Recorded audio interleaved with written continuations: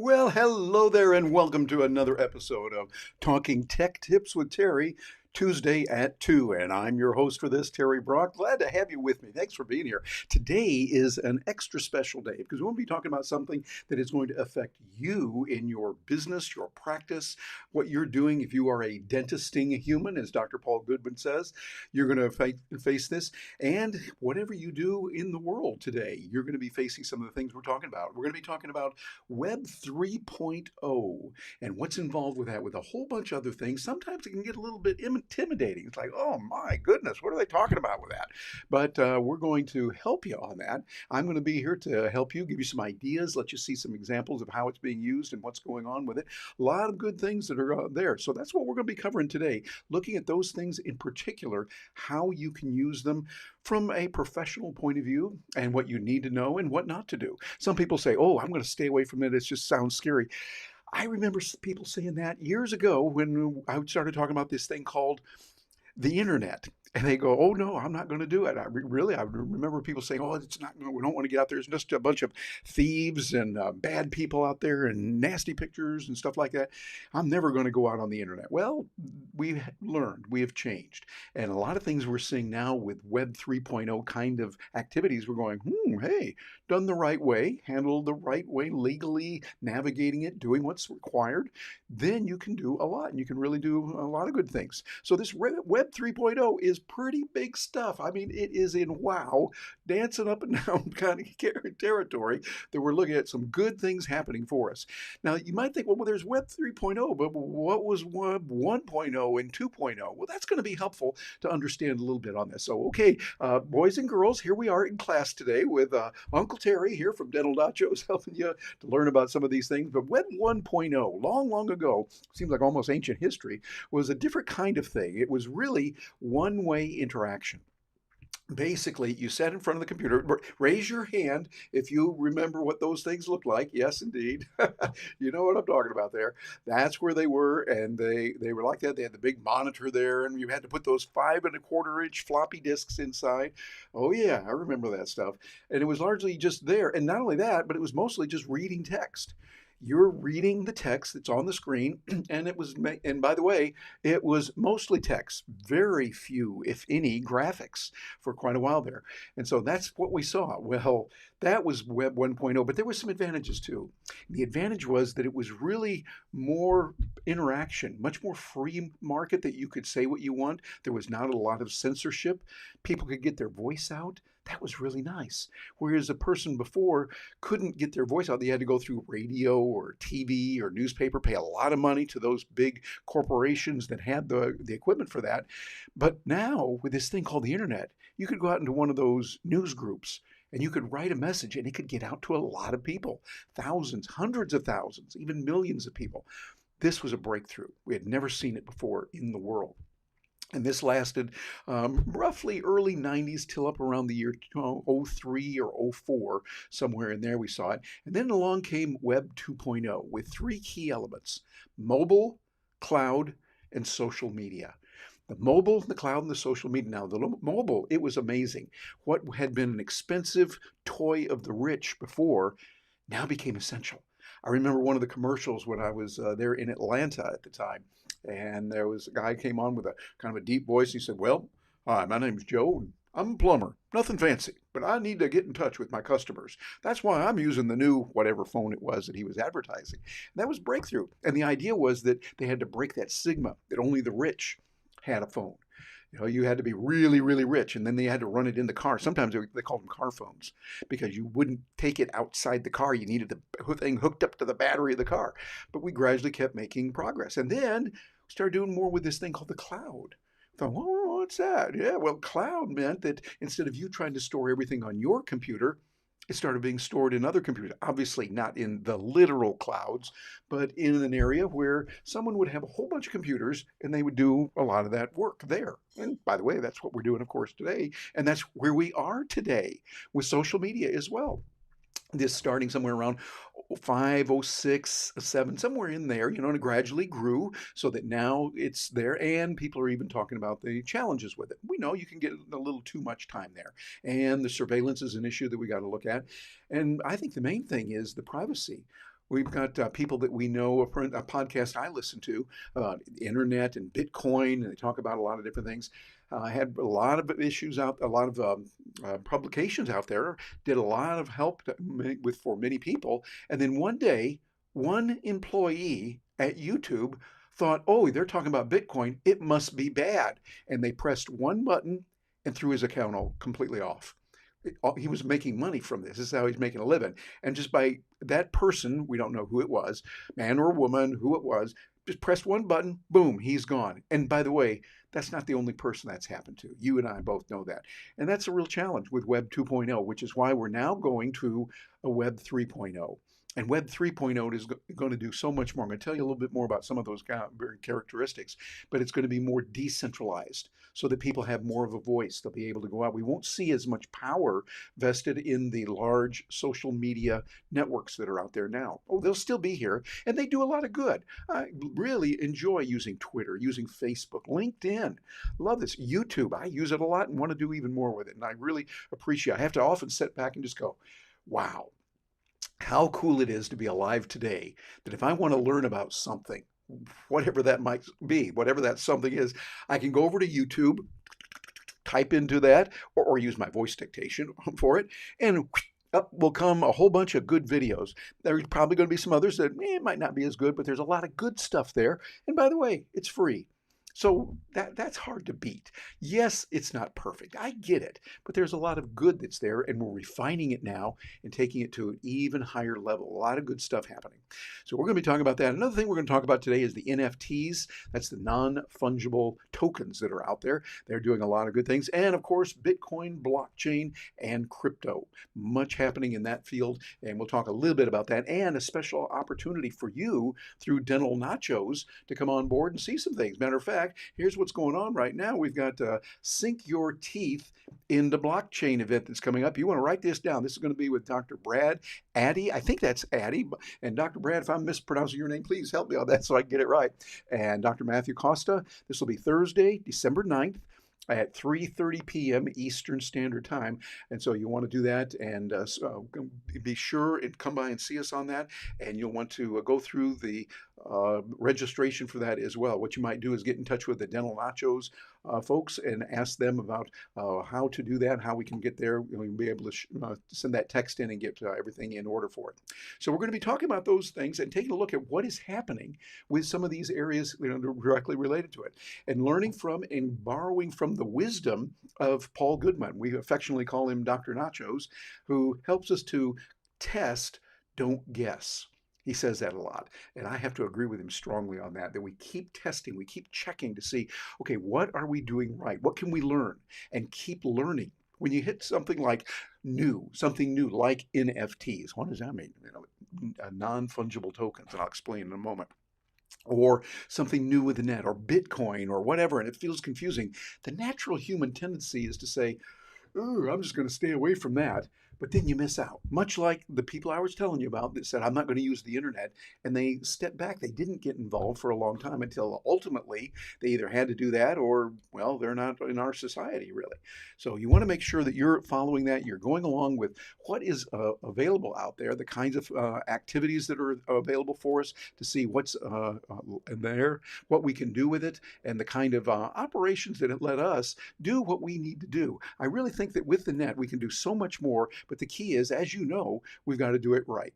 We've got to make sure that what we're doing is something that people really, really like. Oh, and by the way, I'd love to hear from everyone that's out there. Got a message here from Bob Pick. Awesome. Thank you, Bob. Appreciate that. And by the way, you are doing some awesome, my man. You want to see how awesome is done? Check out Bob Pick and what he's doing. He's a periodontist up there in the Chicagoland area, and always appreciate your input on that. And it looks like we've got Chris Stone stopping by also. 3.0 is better for the creator economy, leaning in. Oh, yeah, absolutely. Chris, wherever you are, stick your hand up. I'm about to high five there.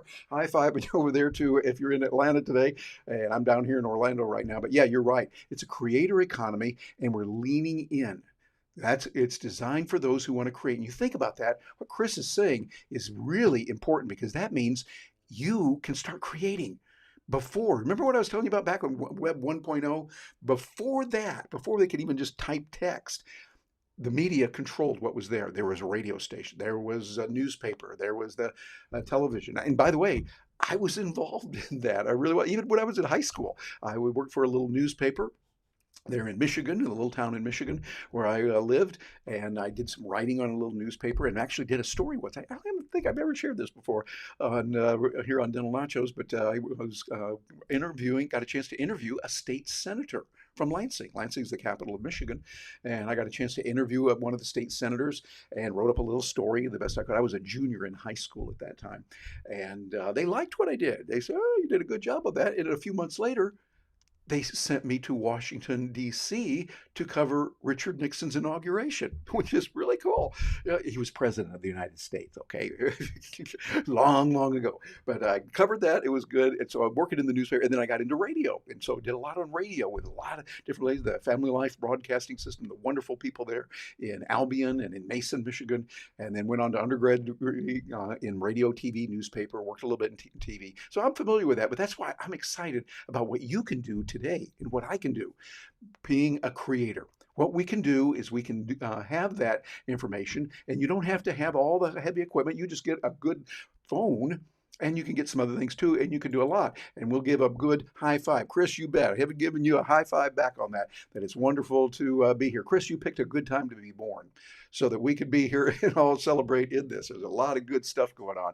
And we're seeing that the Web 3.0 is really going to be for creators. And I think even better because as we get more decentralized, there'll be more chance for people to write and not get banned like that person I was telling you before, who got banned from YouTube and his videos taken down because someone thought he was using a word Bitcoin that was supposed to be evil. Well, come on, they need better systems than that. Yes, we get it. You need to block some things that most reasonable people, decent people would say, yeah, we don't want that kind of material going out, pictures or video or audio or text or whatever it might be. But I think we need to do that in a much better way, like looking over it. And I think, by the way, YouTube and others have realized that they can't have just one person has their finger on the button and can blast anyone out. That's a little too much. I think having something where you say, you can take it quickly to a committee of people who are reasonable, that would be good. Either way, though, it's going to come down to judgment. And I think there's a place for letting people put information out there that I go, ooh, that's not good at all. And the way we react to that is we stay away from it. We stay away from that and just get away completely. But that's a whole other discussion anyway. But what I want to talk about today, particularly the NFTs, the non-fungible tokens. And that's something that's really getting popular right now. It has increased about 5 years worth of intensive, oh, wow, oh, my goodness. And that's been in only like the last 5 months. We're seeing so much happen. And what that means, you might wonder, what in the world is that? Non-fungible token. Well, a dollar bill is fungible. That means you can exchange it for a lot of different things. Matter of fact, I could take that $1 bill that I have, a legitimate non-counterfeit dollar bill, and give it to you and say, would you give me your dollar bill? And you would, and you go, why are you doing that, Terry? Well, it's a story. Just work with me, okay? It's just something we pass back and forth. But it means, okay, I can do that. I can take this $5 or I can take this $100 bill, give it to a merchant, and they will receive that and give me goods or services that I want, because we know they can get another one. They can take that and get something else they want with it. That's what fungible is all about. And it's a token, meaning it's like a cryptocurrency. And it really is, in a way, very, very closely. The token gives you the ability to have certain membership rewards, have certain levels of acceptance in being with people and being with different organizations. Really, really nice for that. These NFTs give you the ability to really get a lot done and start extending what you're doing, because now you can start looking at life in a different way. What you can do is start building people who will get, say, a Terry coin. I don't have one right now, so this is just a hypothetical example. But I could then say, okay, I'm going to hold a special conference for those people who have 5 Terry coins. And you would go over to a place where you could get those, and people would bid on them. They might pay a few coins for it, and then they get some value out of it. You want to make sure they get that. And that might be that unlocks a few ebooks or a few videos that I've created. So you're getting real value, not just like a stock that you're hoping to buy it and that someday it will go up in price. But an NFT, that non-fungible token, gives you the ability to then build more value in there. See, these are 3 key commonalities there. They're unique, they are rare, and they're indivisible. These tokens, they are unique. Think of it like often has been used, a copy of the Mona Lisa. There are many copies of the Mona Lisa. You can get pictures of that, and that's nice to have, but there's only one that's the real Mona Lisa. Well, by using this thing called blockchain, we can register who really owns that, who has this piece of art. If you know someone who is an artist, they can draw this, and then someone can buy that for a given amount. But also, you can make sure, because it's on this blockchain, that the artist can still be paid later on. You see, often what will happen is that someone might buy the painting, the artist gets some money for it, but then whoever has that painting might turn around years later, and they bought it because they want to sell it for a higher price, and often they can. However, the beauty of this is that the artist can write up the contract in whatever way they want to, so that then they're still getting some payment even after multiple people have sold it. This is starting to look really good to help out artists. Musicians, same kind of thing. Who's going to get paid? When there was a drummer, there was a pianist, and there was a singer all in this song, well, you just write that into the contract, and then people can have the original of that. You might think, well, if I can just do a copy and make a copy of this song, so what? Well, it's not the same. Think of it like a baseball card or a sports card. If you have an original Mickey Mantle baseball card signed by Mickey Mantle, I might look at it and go, well, it's just a piece of cardboard, picture of somebody, and there's a signature. No, Terry, really worth it, because people put value into that. And that's what these things are all about. Matter of fact, they're also using a lot of art right now. Someone called Bleeple sold a piece of art earlier this year, $69,346,250 at auction. As Beeple there, and was a collage for the artist. That Beeple had worked on that with 5,000 images, and people bought that because they feel it's worth it for them. They enjoy it, they appreciate it, and they might be able to sell it later. If they can, great. I would not buy these tokens and these things hoping that it's going to go up in price, though. Get some utility value out of it. And there's ways you can do that too. Let me show you an example. Here, Floyd Mayweather, the boxer, has an NFT collection, and it's now over at a place called Rarible. And you can buy different things from him. Here's how they're putting that together. He is meeting with people, and he's actually selling what he's doing. He's being able to make a lot of money with this, because not only is he really good at fighting, boxing, he's also a good businessman. He's smart and puts this all together. See, he's got it says the legendary boxer and sports icon, Floyd Mayweather's first ever NFT collection is officially available on Rarible. The drop includes digital collections that's celebrating the legacy of Mayweather's life and career, including animations, physical artwork, and access to both his virtual and in-person meet and greets. Now, that's something real important. Think about that. Meet and greets. See, he can have all kinds of ways where people can get physical prints of this, and they can be logged on the blockchain. But the final single limited edition auction piece can include, get this, private boxing lessons and dinner with Mayweather Jr., in addition to custom diamond ring. Don't miss out on the legacy collection. You see that? What's happening is people are able to get that. Do you think there's people that would pay to have a coin that gives them access to get a boxing lesson from Floyd Mayweather? Yeah, I think so. Wouldn't be my thing, but there are a lot of people who would do that. Think about how you can have something like that and start looking into coins and these tokens, the non-fungible tokens. This is the key. So as we do this, this is going to be real good. It's awakening many to cryptocurrencies through the NFT deployment, letting people see what it is. Currently, it's a little bit difficult to code and develop and implement, but they're working on that and getting it easier all the time. So this is something I want you to look into and study. I'm not making zero financial advice here, none of that, but I am making educational recommendation to study and learn this, going out on doing a Google search, going over to some of the sites that are there, looking at some of the podcasts that are out there with this as well. And it needs to be a lot easier way to develop and to use, and they're going to address that. Some really smart people are working with it and making good progress on that in ways. And it's going to change our view of ownership for the better. Without getting into all the details, I talk about this more in my conferences where I speak, and I was just privileged enough to do an opening keynote session twice this year as opening keynote speaker for the Florida Blockchain and Bitcoin Summit, talking about these types of activities and what's there. We'll go into that more. And I want to give you something. As a viewer, you're watching this, just write this down. There's some goodies for you for free. And you can go over there and get some good videos that explain what's being done on the blockchain. Go over there to brockonblockchain.com. That's the domain that I got, Brock on Blockchain. Not everybody can do that, but I've got it, and it's going to give you an example of what's going on with cryptocurrencies and what they look like, and you'll get a lot there. So just take a screenshot of that or write it down, Brock, B-R-O-C-K, on blockchain.com, and you'll get a chance to pick up on some of the videos that are out there and what they can do. Well, before we head off and leave you for a little while now, I want to just pause because I know a lot of people think, oh, this is kind of scary. What am I going to do? How am I going to do this? Well, it might be a little bit scary, but here's a quote from someone that I really admire, my favorite philosopher. You don't become successful without embracing a little bit of scary along the way.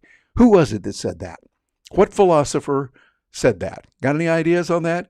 Just think to yourself for that. Well, the one is me, Terry Brock. That's right. So I said that. Hey, I can quote myself. You can quote yourself too. So embrace a little bit of that scary. Do it in a smart way without harming yourself. Don't put your life savings at risk on this.